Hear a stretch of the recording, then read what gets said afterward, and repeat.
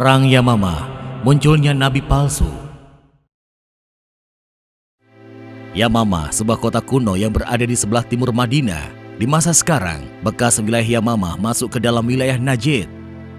Yamamah memiliki nilai historis dalam perkembangan Islam di masa awal. Kota ini menjadi medan pertempuran terbesar dalam kampanye militer Perang Ridha yang dilancarkan oleh Khalifah Abu Bakar Ash-Shiddiq.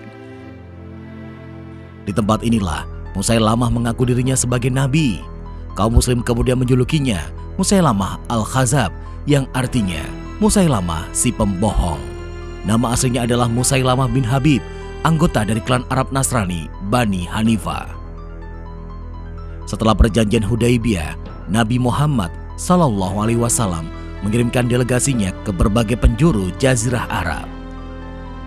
Khalid bin Al-Amiri ditugaskan oleh Nabi Muhammad membawa surat ajakan mengikuti Islam kepada Hauzan bin Ali, pemimpin wilayah Yamamah.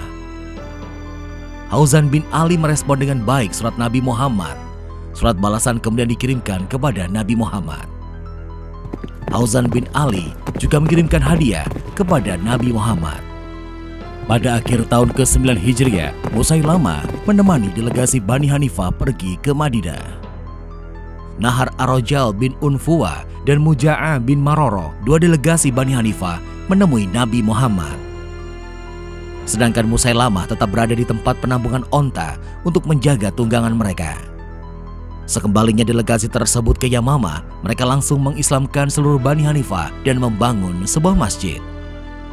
Setelah peristiwa Fathu Mekah, Nabi Muhammad mendengar bahwa Hauzan bin Ali telah meninggal dunia. Menjelang akhir tahun ke-10 Hijriah, datang utusan dari Yamamah membawa surat dari Musailamah untuk Nabi Muhammad. Surat tersebut berbunyi, "Dari Musailamah Rasulullah untuk Muhammad Rasulullah, salam sejahtera. Aku telah ditetapkan untuk menjalankan tugas dan kekuasaan bersama kamu. Aku berkuasa atas separuh negeri dan separuh untuk Quraisy, tetapi Quraisy adalah umat yang kasar dan kejam." Nabi Muhammad SAW kemudian bertanya kepada dua utusan Musailamah. Mereka menjawab sependapat dengan isi surat tersebut. Nabi Muhammad mengirimkan surat balasan yang isinya, "Dari Muhammad Rasulullah kepada Musailamah sang pendusta, dan keselamatan itu dilimpahkan kepada orang yang mengikuti petunjuk. Sesungguhnya bumi ini adalah kepunyaan Allah, diwariskannya kepada siapa saja yang dikehendakinya dari hamba-hambanya, dan kesudahan yang baik adalah bagi orang-orang yang bertakwa." Berdasarkan surat Nabi Muhammad itulah, kaum muslim kemudian menjuluki Musailamah bin Habib sebagai Musailamah Al-Khazzab. Musailamah mengaku kepada penduduk Yamamah bahwa dirinya adalah Rasul dan menerima wahyu sebagaimana Nabi Muhammad. Pengakuan Musailamah tersebut diperkuat oleh Nahar Ar-Rajal bin Unfuwa yang menyebarkan berita kepada penduduk Yamamah bahwa Nabi Muhammad mengakui kenabian Musailamah. Ajaran yang disampaikan kepada penduduk Yamamah sangat bertolak belakang dengan ajaran Islam. Musailamah bahkan menganjurkan untuk memakan babi dan meminum arak. Di akhir tahun ke-10 Hijriah atau tahun 632 Masehi, Nabi Muhammad SAW tutup usia. Berdasarkan kesepakatan para sahabat, kepemimpinan umat Islam berlanjut ke Khalifah Abu Bakar Ash-Shiddiq. Naiknya Abu Bakar sebagai khalifah disambut dengan gejolak politik di sejumlah tempat.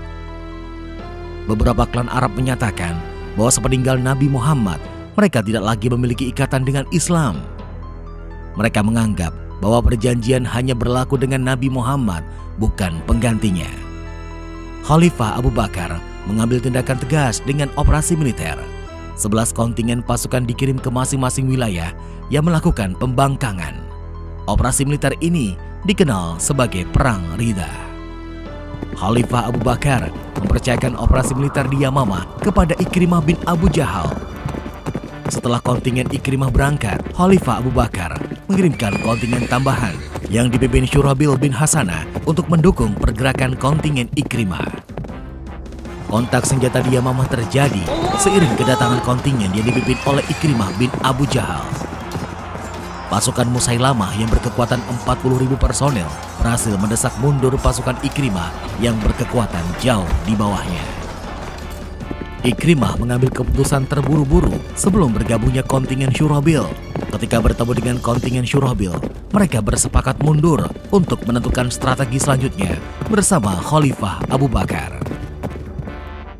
Melihat kegagalan operasi militer di Yamamah, Khalifah Abu Bakar memutuskan mengirimkan kontingen yang dipimpin oleh Khalid bin Walid.